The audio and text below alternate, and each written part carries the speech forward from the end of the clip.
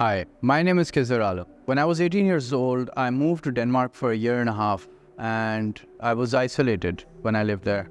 I didn't speak any Danish, and I didn't have any community when I started there. So for someone very social like me, it was very tough. I went into a severe depression, psychosis. It was a very difficult time. At some point, I was visiting Pakistan, and I was helping a friend get off of heroin. That was the first time I tried heroin. For 3 years, I was on and off of heroin. I was recently diagnosed with ADHD, attention deficit hyperactivity disorder. I always knew that I had this energy, this stress in my body, and heroin was the thing that gave me that sense of calm and serenity that I badly needed. It wasn't until I got to rehab and got the opportunity to do yoga, meditation, I found out that actually I can get this sense of calm and confidence outside of heroin. I never wanted to be stuck on a drug, so I tried to leave it on my own a couple of times. I realized that I needed to seek professional help, so I decided to go to a drug rehabilitation center. The reason why I wanted to get help for heroin was not because of the negative consequences of the drug. It was because I had dreams. I had dreams to live, and I couldn't do that when I was on heroin. The first time I went to rehab was in Thailand. That was a 5 weeks stay, and that was barely enough for me to get through withdrawal.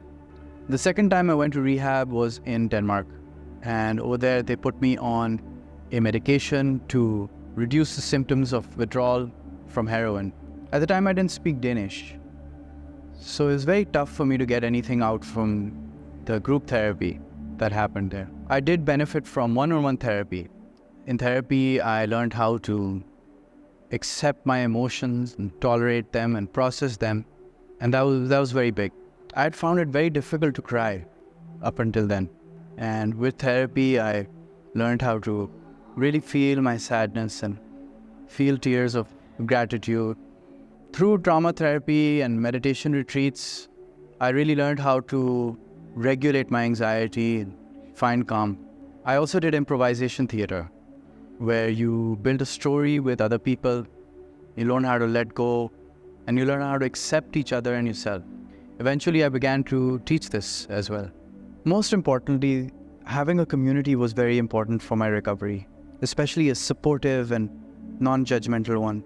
I'm currently supervising and training on a mental health hotline for corporates. I am also training to be a humanistic therapist and an emotion-focused therapist, and I'm going to continue on this path of mental health. I'd like to say to someone who's struggling with addiction that it can be very hard to imagine a life without drugs, but it is possible. Even if all you've known your whole life is pain and suffering, it is possible. I have done it and many others have too. There's always a way. A good starting point is to talk to a friend or to find a therapist. If it's more than that's needed, then I would recommend drug rehabilitation program. Depending on the severity of the person's addiction, it has to be evaluated by a professional. In my case, I realized that having a job was very important in lowering my anxiety and depression. Recovery from addiction is like a boxing match. You have one round, you fight, you lose, you win.